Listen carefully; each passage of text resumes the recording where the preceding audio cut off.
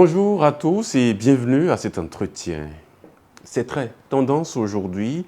Beaucoup de jeunes Africains nourrissent continuellement l'ambition d'immigrer vers les pays du Nord. Objectif, ils sont soit à la quête de diplôme ou d'un travail. Et s'il y a une destination dont le nom revient le plus souvent, c'est le Canada. Outre les risques d'escroquerie et d'arnaque auxquels peuvent s'exposer les postulants à l'immigration canadienne, le Canada vit actuellement une crise qui touche aux immigrants, à nos enfants qui y vivent et à ceux dont la procédure d'immigration est en cours. Et pour nous entretenir sur le sujet, nous recevons M. Sadonou, Edmond Sadonou qu'on ne présente plus, tellement sa renommée le précède. M. Sadonou, bonjour. Bonjour. Il a été très difficile de vous avoir. J'imagine que vous êtes très sollicité. Vous êtes expert comptable, fiscaliste, consultant, conseil agréé en droit d'immigration. Vous êtes également conseiller et membre du Collège des conseillers en immigration au Canada. Vous êtes d'ailleurs canadien et président directeur général du cabinet Canada SP Pro. Alors, M. Sadonou, quelles sont les causes d'une crise migratoire qu'un pays peut subir à l'interne? Le Canada a répertorié, disons, plus ou moins 5 facteurs ont été à la base de la crise du logement et ce qui a débouché sur la crise de l'immigration. En premier lieu, nous avons une augmentation des taux d'intérêt, augmentation du coût des constructions. Il y a eu le manque de financement des infrastructures immobilières, la bureaucratie et bien évidemment le trop grand nombre d'immigrants qui rentrent au Canada. Et nous le savons très bien que plus les gens rentrent, plus la demande est forte, et plus l'offre diminue, et bien évidemment les prix flambent. Donc c'est-à-dire les prix montent à la hausse. Donc voilà un peu, disons, les 5 facteurs, mais on va beaucoup plus s'appesantir sur le trop grand nombre d'immigrants qui rentrent au Canada, qui a été à la base de la crise de l'immigration. Et parlant justement de l'immigration et des immigrants, comment le Canada est-il arrivé là? Déjà, avant la fin, ou disons, avant le 3e trimestre de 2023, plusieurs experts, plusieurs spécialistes, plusieurs statisticiens, plusieurs économistes ont alerté le gouvernement Trudeau, ont alerté le gouvernement canadien sur la croissance record de la population canadienne due essentiellement à l'immigration. Et cette croissance met énormément de pression sur l'économie. Cette croissance trop rapide a été jugée insoutenable et injustifiée par les experts et cela a commencé par fondre l'économie. Ça a commencé par avoir de grandes conséquences sur l'économie canadienne. On peut dire que ça a commencé à déranger. Bien évidemment, l'économie a commencé par recevoir toutes sortes on a commencé par avoir toutes sortes de problèmes. On sait pertinemment que l'économie canadienne a une capacité, disons, entre 300 à 500 000 travailleurs. Pour être précis, 300 à 500 000 travailleurs par année. C'est ce que l'économie peut supporter. Or, uniquement pour 2023, il y a eu précisément 2 511 437 résidents temporaires qui sont entrés, juste pour 2023. 2 millions. 2 511 437 résidents temporaires sont rentrés au Canada juste en 2023. Alors que l'économie ne peut supporter que 300 à 500 000, pas plus. Donc on voit déjà venir le problème. Et donc du coup, dans les 2 500 et quelques mille qui sont entrés, on a principalement des étudiants étrangers, des travailleurs étrangers temporaires, les personnes à protéger, les détenteurs du permis poste, les détenteurs du permis de séjour temporaire, les revendicateurs du statut de réfugié et les autres détenteurs du permis de travail ouvert. Voilà un peu les catégories qui composent ces 2 500 000. Donc on voit que uniquement ce sont des résidents temporaires qui sont entrés au Canada. Donc cela a créé toutes sortes de problèmes sur l'économie. Et c'est énorme, je vais en citer quelques-uns. Le tout premier, d'abord, on a commencé par avoir des problèmes d'infrastructure administrative. Les places dans les garderies, on a commencé par avoir des problèmes de garderies. Les garderies d'enfants. Les garderies d'enfants, parce qu'ils viennent avec des enfants. Des enfants. Bien sûr. Donc, les écoles également, il faut qu'ils éduquent les enfants. Les enfants doivent aller à l'école. Les effectifs ont gonflé. Exactement. Donc, il y a le manque d'infrastructures immobilières, ok, et le système de santé était déjà saturé. Donc le système de santé ne peut plus les recevoir lorsqu'ils sont malades.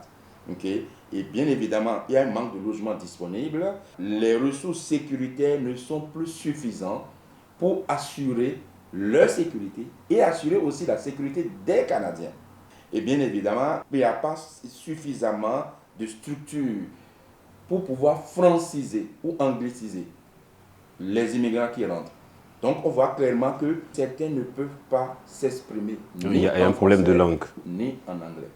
Ouais, donc du coup, on s'en rend compte que le gouvernement du Canada n'a pas fait les investissements nécessaires dans le domaine des infrastructures pour pouvoir accueillir ce trop grand nombre d'immigrants qui entrent. Donc cette croissance inattendue, d'abord on s'en rend compte que ça a été mal planifié. D'abord c'est clair, tous les experts sont unanimes là-dessus. Première des choses, on remarque tout de suite que le prix des logements ont commencé par être très élevé. Mais mis à part ça, le taux de chômage a monté. Le taux de chômage parce que ce trop grand nombre de résidents temporaires, de travailleurs qui sont entrés au Canada ont commencé par avoir du mal à se trouver un emploi. C'est normal. On a dit 300 à 500 000. Et on est déjà autour de 2 Donc millions. du coup, le taux de chômage a monté. En décembre 2022, le taux de chômage est passé de 5 à 5,8%. Or, le Canada, c'est l'un des pays où le taux de chômage est le plus relativement bas. Ouais. 5 à 5,8%. En 2024, le taux de chômage sera caracolé à 7%. Donc, cette croissance subie de la population a pour effet également de stimuler la consommation. Les gens doivent consommer. Et vous savez que plus les gens consomment, ça veut dire que la demande est supérieure à l'offre. Alors, Statistique Canada a sorti ces chiffres en disant au 1er juillet, nous prenons seulement 2023, le problème s'est passé en 2023 en fait. Au 1er juillet 2023, la population du Canada a augmenté de précisément 1 158 705. La population canadienne. De 1 158 705 en une année. Et 98% de cette augmentation est due à l'immigration. À telle enseigne que les gens ont commencé, les Canadiens ont commencé par être inquiets. Est-ce que le Canada sera-t-il composé uniquement des immigrants? Qu'arrivera-t-il de nos emplois? Nos logements? Donc beaucoup de problèmes ont commencé par là. Et ce n'est pas fini. Statistique Canada nous renseigne également que il y a exactement 200 000 personnes qui prennent leur retraite. Par année, au Canada, 200 000 travailleurs prennent leur retraite chaque année. Or, la croissance annuelle de la population travailleuse est de 1 200 000, ce qui concorde avec les 1 500 000. Les 1 200 000, 96% de ces 1 200 000 est dû à l'immigration. Donc, on voit clairement que le problème, ce n'est pas les immigrants, mais le problème, ce sont les politiques d'immigration qui ont été mal planifiées. Alors, autre statistique, parce qu'il faut bien comprendre ce qui se passe. Au Canada, actuellement, au 1er janvier 2024, la population canadienne, qui était de 37 millions, est précisément de 40 528 396 habitants au 1er janvier 2024. Et ce rythme de croissance est 5 fois plus élevé que le rythme moyen de tous les autres pays de l'OCDE. Donc on voit vraiment que l'économie canadienne va, c'est clair, prendre un coup. Et ça a engendré, c'est ça qui justifie tous les problèmes que nous avons énumérés tantôt, appelés crise de l'immigration.